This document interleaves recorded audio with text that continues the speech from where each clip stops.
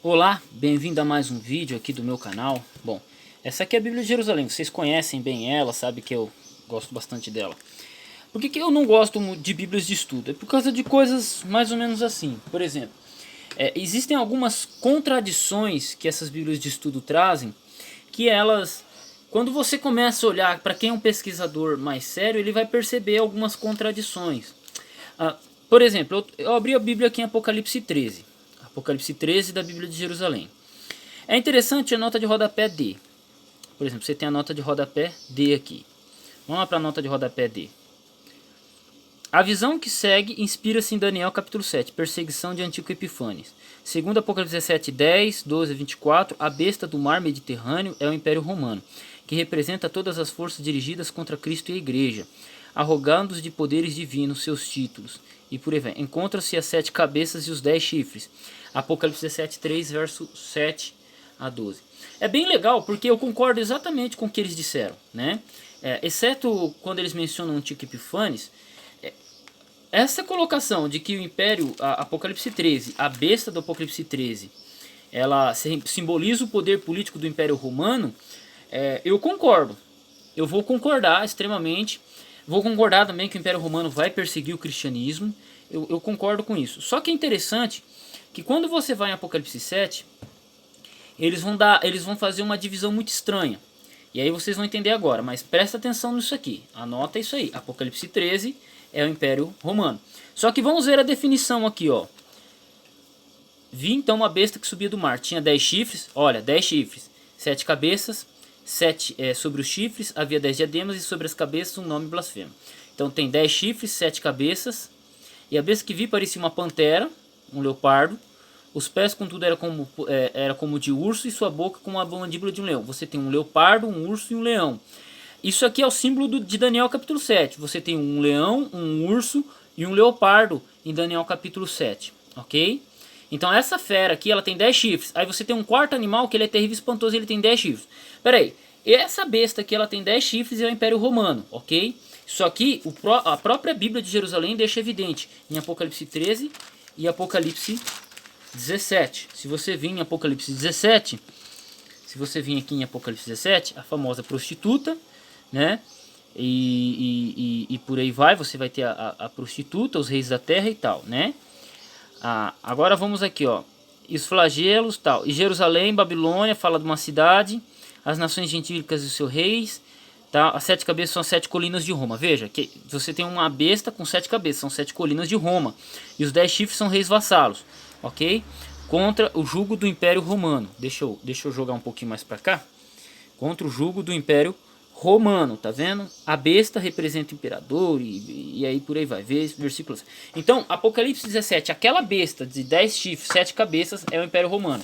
Apocalipse 13 deixa bem claro isso. Uma besta com 7 cabeças e 10 chifres é o Império Romano. Agora, vamos lá. Vamos para Daniel capítulo 7. Vamos para Daniel capítulo 7. E você vai entender porque que eu não gosto de Bíblia de estudo. Porque eu não levo muito em consideração assim as Bíblias de estudo. Você vai ter 4 animais em Daniel capítulo 7. Você pode ler. Você vai ter um leão, que simboliza a Babilônia. Você vai ter um urso, que representa os persas. E você vai ter o terceiro animal, que é um leopardo, que representa a Grécia. Só que eles vão colocar aqui que o quarto animal é a Grécia. Em Daniel capítulo 7, eles vão fazer a definição aqui que seja a Grécia e colocar os 10 chifres são os reis da dinastia Seleucida. Isso aqui é grego. E o chifre é frequentemente empregado como símbolo de força e poder. Aí ele vai colocar Antíoco Epifanes. Eles forçam Antíoco Epifanes para ser... eles forçam a Grécia a ser o quarto animal e eles forçam para que Antíoco Epifanes entre na profecia. Tá? Cada um interpreta da sua maneira, não tem problema, eu particularmente não tenho nada contra isso, mas eles interpretam. Só que aqui, eles falam que o quarto animal é Antíoco Epifânios, é a Grécia. Só que você vai lá em Apocalipse, que você tem os mesmos simbolismos de Daniel capítulo 7 lá, você tem uma cabeça um leão, uma cabeça um urso, 4 cabeças, 4 cabeças, o terceiro animal, o leopardo. E você tem a 7ª cabeça, que é o quarto animal terrível espantoso. Você tem 7 cabeças, e esse quarto animal terrível espantoso, ele tem 10 chifres. Você vê que é a mesma sequência, é o mesmo animal, o mesmo animal. O quarto reino é o mesmo animal de Daniel, capítulos de Apocalipse 13. O quarto animal terrível espantoso é o mesmo animal de Apocalipse 13. Só que aqui em Daniel, eles fazem com que seja a Grécia e não Roma. Eu sei explicar por que eles fazem isso? Olha, até sei, mas eu não vou contar pra vocês. Eu até sei, mas não vou contar pra vocês. Mas aqui em Daniel eles fazem de tudo pra tirar Roma da jogada. Um outro detalhe. Eles falam que o chifre pequeno se refere ao Antico Epifânio. Só que quando você olha para Daniel 7:25, né? E os santos serão entregues por um tempo, metade de um tempo. Mas o tribunal de audiência lhe será arrebatado. Verso 26. Eles falam que o Antico Epifânio é o chifre pequeno. Ok? Você pode até interpretar dessa forma. Só que tem um problema. Mas o tribunal dará audiência e o domínio lhe será arrebatado, destruído e reduzido a nada até o fim. O reino e o poder.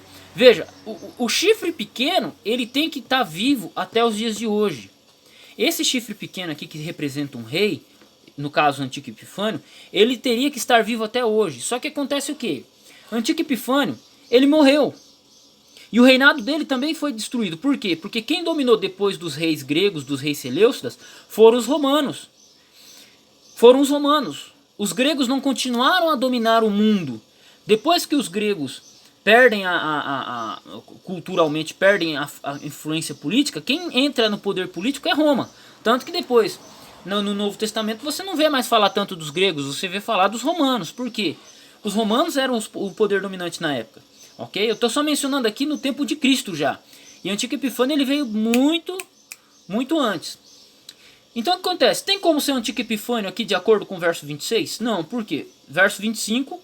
Até pode falar assim, não, é um Antigo Epifânio, mudou o tempo e a lei. Só que o verso 26 fala que esse chifre pequeno ele vai ser julgado diretamente por Cristo. Né? Vai tirar o poder dele e reduzido a nada até o fim. Tá? Então aqui você tem o chifre pequeno sendo julgado pelo próprio Jesus, pelo próprio Deus. Ok? Na minha opinião. Mas o tribunal dará audiência e o domínio lhe será arrebatado. Então... o chifre pequeno, de acordo com o que eu entendo, ele vai ser julgado, né, pelo tribunal da audiência. Então ele tem que estar vivo, ele tem que estar... Nesse dia, ele tem que estar agindo o seu poder até os eventos finais. E Antigo Epifânio não aconteceu isso com ele. Outra coisa, os gregos não dominam até hoje. Depois dos gregos vieram os romanos. Os grandes impérios que dominaram o mundo foram os gregos, através de Alexandre o Grande e a sua dinastia, e depois veio o Império Romano. Alguns colocam a Batalha de Pydna como sendo a grande virada do Império Grego para o Império Romano. Entendeu? Alguns colocam a Batalha de Pydna em 160 a.C. Só que aqui em Daniel capítulo 7, não sei por que calhas d'água, eles insistem em colocar Antigo Epifânio como chifre pequeno. E não dá. Não dá, porque isso não bate com a história.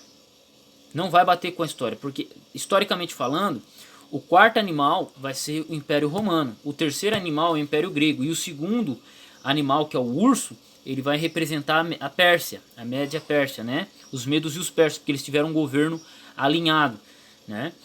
Então, é isso, cara. Esse é um dos motivos que eu não gosto de Bíblia de estudo. Por quê? Futuramente, o mesmo simbolismo de animal usado para o quarto animal aqui, o quarto animal terrível espantoso, a fusão dos 4 animais aqui, e eu tenho uma live que eu explico sobre isso, sobre o quarto animal. Você pega os 4 animais, funde eles, você tem a definição dada em Apocalipse 13. Em Apocalipse 13, você tem, e a própria Bíblia de Jerusalém reconhece isso, dizendo que é o Império Romano. Só que aqui eles tentam jogar para o Império Grego, o quarto animal, dizendo que é a Grécia, e não faz sentido. Não faz sentido. Os medos e os persas não são 2 reinos distintos, foram 2 reinos que trabalharam em conjunto, né, os medos e os persas, essencialmente. E por aí segue. Então, é uma coisa, uma pessoa que vai pegar uma Bíblia assim, no caso de uma Bíblia de Jerusalém, e vai ler, e ela não tiver muito atenta, ela cai. Só que quando você analisa pontinho a pontinho, liga um ponto com o outro, liga Daniel 7 com Apocalipse 13, você percebe que você tem a sucessão dos reinos e que Apocalipse 13 é uma fusão de todos esses reinos, é uma fusão de todas essas culturas. Na minha live, que eu vou deixar no card agora, vou deixar no cardzinho aqui agora, na live, você entra nessa live, eu passo praticamente 1 hora e pouco explicando só sobre o quarto animal, tá? Então vai estar no cardzinho aqui, ok? Então é isso aí, meu amigo. É uma das coisas que faz com que eu não goste de Bíblia de estudo, beleza? Deus abençoe seus estudos, Deus abençoe sua vida, tamo junto no campo de batalha. Se você gostou desse vídeo, dessa explicação, puder me ajudar com pelo menos R$ 10 por mês, a minha conta tá na descrição, ok? Se você quiser fazer um bacharel em teologia, quiser fazer um bacharel em teologia, no comentário fixado, no primeiro comentário, no comentário fixado tem um link de um bacharel em teologia. Enquanto eu faço esse vídeo, na data que eu lanço esse vídeo, por R$ 197, depois ele pode mudar de valor, tá? Então, você entra lá e é isso aí. Se tiver interesse de aprender um pouquinho mais de grego, crítica textual, pode entrar em contato comigo pelo meu Face, meu Instagram, meu blog, meu e-mail, tá tudo na descrição do vídeo, tá? Deus abençoe seus estudos, fique com Deus e é isso aí.